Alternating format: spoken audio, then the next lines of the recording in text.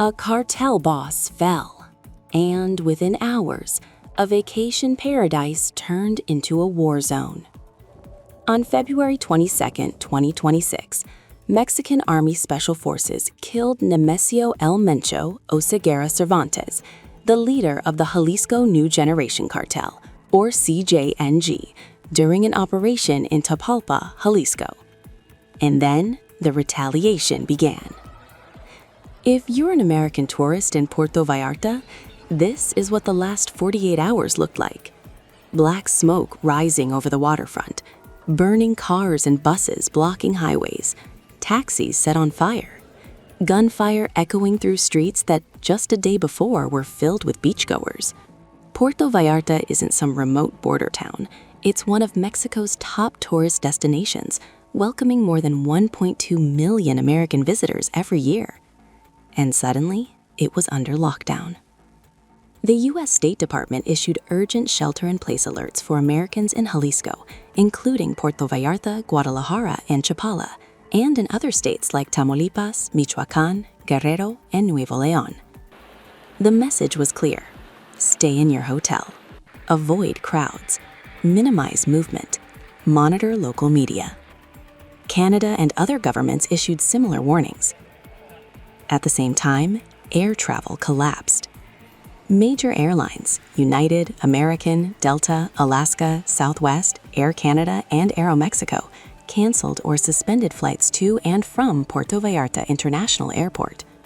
Some travelers couldn't even reach the airport because roads were blocked with burning vehicles. Inside terminals, passengers ran for cover as panic spread. Hundreds, possibly thousands, of U.S. visitors were left stranded. Some flights are not expected to resume until later this week. On the ground, tourists described a city that no longer felt like a resort, but like a conflict zone. Families with children stayed locked inside hotel rooms. Long-time visitors, people who had vacationed there for years without incident, said the shift from calm to chaos happened in hours. From balconies, some watched as vehicles burned below. Streets emptied. Stores were looted. Public transportation stopped. A curfew went into effect. Schools, banks, shops closed. And this wasn't just Puerto Vallarta. Violence spread across between 12 and 20 states. More than 250 roadblocks were reported nationwide. Clashes with security forces. Attacks on businesses and banks. This is what happens when a powerful cartel leader is suddenly removed. A power vacuum forms and retaliation follows. CJNG has been a central player in global drug trafficking, including fentanyl flows into the United States. And its response was fast and highly visible. As of Monday afternoon, February 23rd, some areas of Puerto Vallarta have quieted overnight. Smoke has cleared in parts of the city, but curfews and shelter advisories remain in place. There are no confirmed reports of major tourist casualties, but the disruption and the fear have been real. For Americans on the ground, official guidance is simple. Contact the U.S. Embassy in Mexico if you need help. Check directly with your airline. Follow official State Department alerts.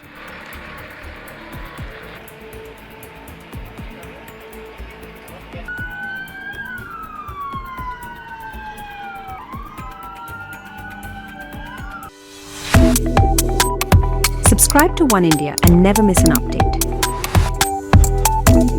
Download the One India app now.